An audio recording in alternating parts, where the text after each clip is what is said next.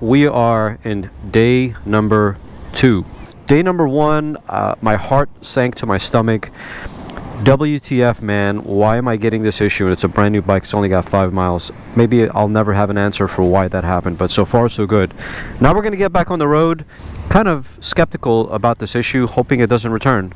I'm just going to like chill with it, and I'll describe to you guys what I think of this bike. Let's go. Beautiful dash. It says insert your personal code, and I have no idea what my personal code is. So the stock exhaust on this thing sounds incredible, but it does have a flap that opens up once you go past 4,000 or 5,000 RPM, and then like the flaps open up and it sounds freaking amazing. The thing is that I'm just not used to riding leader bikes much. I have my R6 and I have my Street Triple RS, and I'm pretty much a 600 to 765 type of guy, and I prefer those bikes over these big gigantic leader bikes. But guys, I can't help myself. This is the pinnacle of engineering right here, the pinnacle of motorcycle engineering, with all this stuff into it and all this power, and I had to have it. But I still think that owning a leader bike on the street is ridiculous, and let me tell you why. Because I found out on my first day. Not that I haven't ridden leader bikes before, but now that it's mine, I can tell you guys what it really feels like and what I think. As far as riding a leader bike on the street and why I think it's stupid, I'll tell you why. I haven't noticed myself going past 7,000 RPM, because by the time I reach 7,000 RPM in any gear, it doesn't matter what gear I'm in, first, second, third, I'm already hitting 130 miles an hour, and that's ridiculous.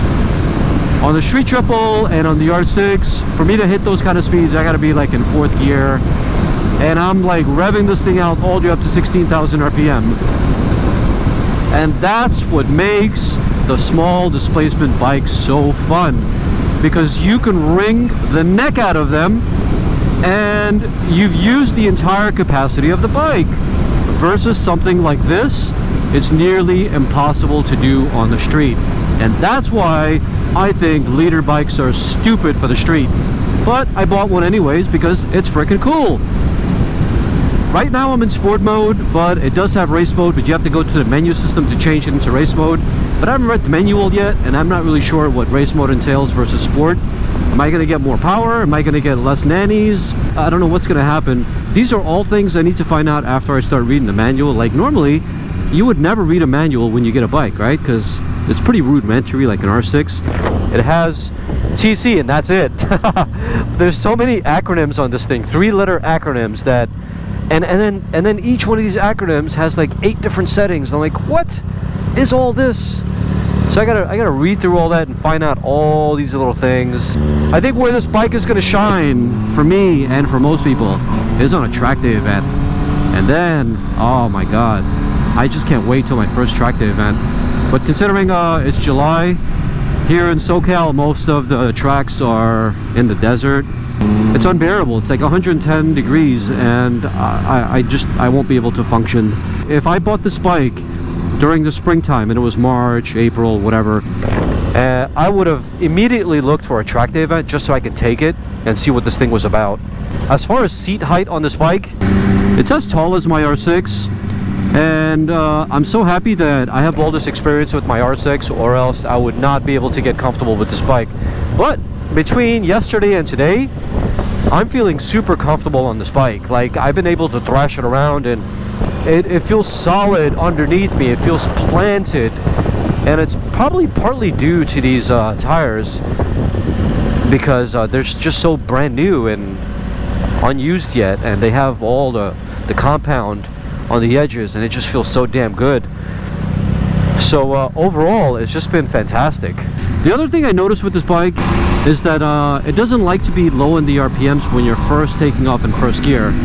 It struggles to get moving. I don't know if you watch MotoGP racing, but those guys go really high up the RPMs, and then they let go of the clutch, and they even get a little push from their MotoGP paddock guys, and then they take off.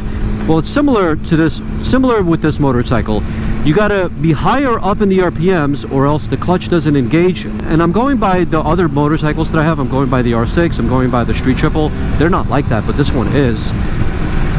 And so I think with the Brent tuning tune that's out there, I think it fixes all that stuff, makes the initial throttle response sharper and more smooth, and I think it just transforms the bike completely, and that's something I'm definitely going to do in the future.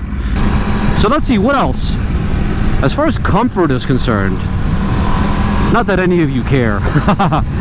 You guys are like, who cares about comfort, man? I just want you to go fast, 1,000,000 miles an hour, let's go. But, you know, like, you can't do that everywhere you go. You gotta, like, once in a while just chill like I'm riding right now and get from point A to point B. You want to do it in comfort, right? So, that being said, the seat feels a bit wooden to my bum. Just a tiny little wooden. But as far as the clip-ons, they're less aggressive than my R6, but not exactly as comfortable as, say, a ZX6R or an S1000RR. Those bikes are going to be more comfortable and more upright, but this is going to be less aggressive. So I would probably put it somewhere in the middle of an R6 and an S1K. As you know, the R6 is super aggressive, because first and foremost, that's a race bike, right? The S1000RR wasn't developed to be a race bike, but the M version, I guess, became a race bike in World Superbike and Moto America and everywhere else, I guess. Let's see what else I can point out. As far as flickability is concerned, if that's even a word, if it's not, I just made it up. So if anybody uses that word, please reference me. Petrohead made it up, okay? Yeah, so as far as flickability is concerned, flickety flick, this bike feels like a solid 600. I can't believe how light the steering is on this thing. It is unbelievable.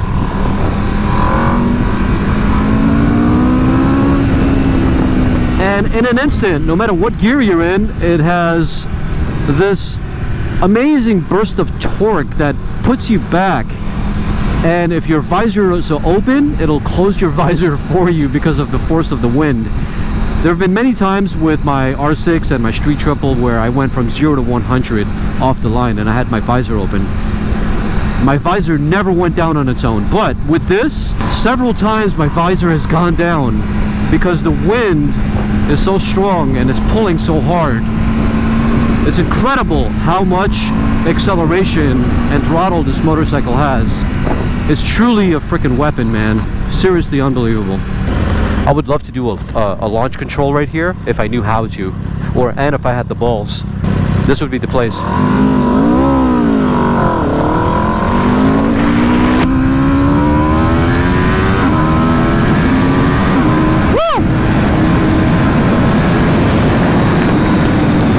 Holy smokes! Holy smokes! Oh my god, everything is like a cockroach back there. Incredible, man, incredible. But yeah, let's slow it down a little bit. Let me show you guys what I'm talking about as far as flickability. Look at this thing, it is so light, man. It dances. My R6 feels so light because it's a 600, but I'm astonished that this feels as light as that. You would not expect that. But for an 1100 big boy motorcycle, this is just incredible.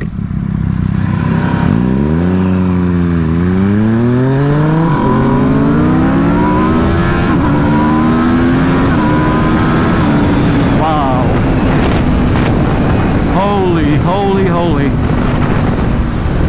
Wow. And I'm not even like, I gotta watch this video back to see what RPM I shifted. But shifting this bike in like 8,000, 9,000 RPM is equivalent to shifting an R6 at 16,000 RPM. Or the Street Triple RS at 13,000 RPM, because that's the maximum on those two bikes. I'm so used to riding those bikes that I ride this one similarly to them, because if I go any higher in the RPMs, like, I'm literally like doing 150 miles an hour. It's ridiculous.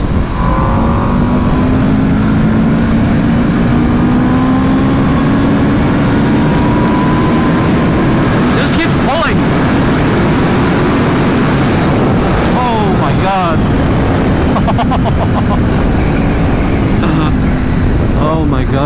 It's so confident, inspiring, and so smooth, and all you want to do is just go fast. That's all you want to do. It's addictive. So to sum everything up, it's beyond fast. Faster than probably anything I've ever experienced before. And I've ridden quite a lot of bikes.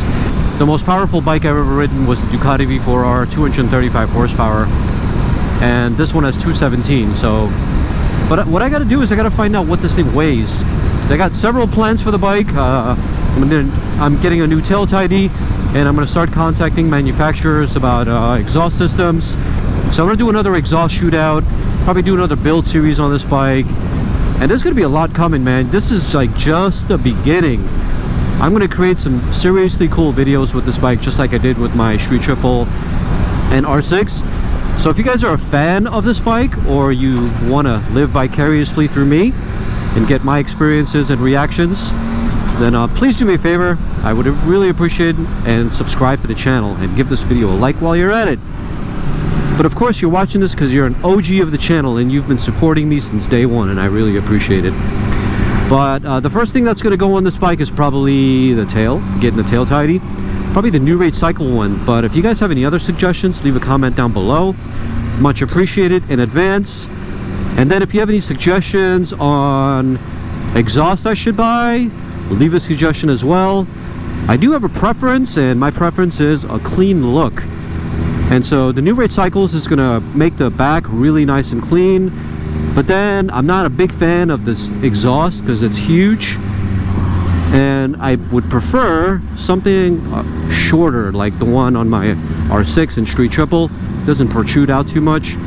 And that would also mean that I would get additional savings because I can get rid of the passenger foot pegs. So that's what I prefer, to be honest with you. If you have any ideas, leave a comment down below. Much appreciated. But aside from that, this is a new chapter on my channel because I've had the R6 and a Street Triple for 2 years now. I haven't had any other bikes, and I've been taking a little break from the channel because I got a van, I started doing some traveling. Now I'm done with it, got a new apartment, got a new BMW X3. It's 2022, by the way, and I may review it for the channel, and I think I will. So there's gonna be plenty of content coming because I want to start producing content once again. I really miss it.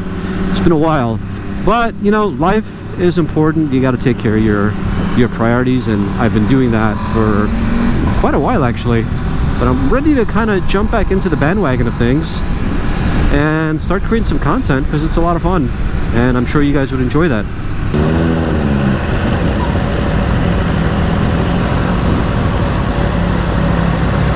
Alright guys, well that's about it for this episode. I hope you enjoyed it, and I'm just really happy with the RSV4. This is a fantastic bike.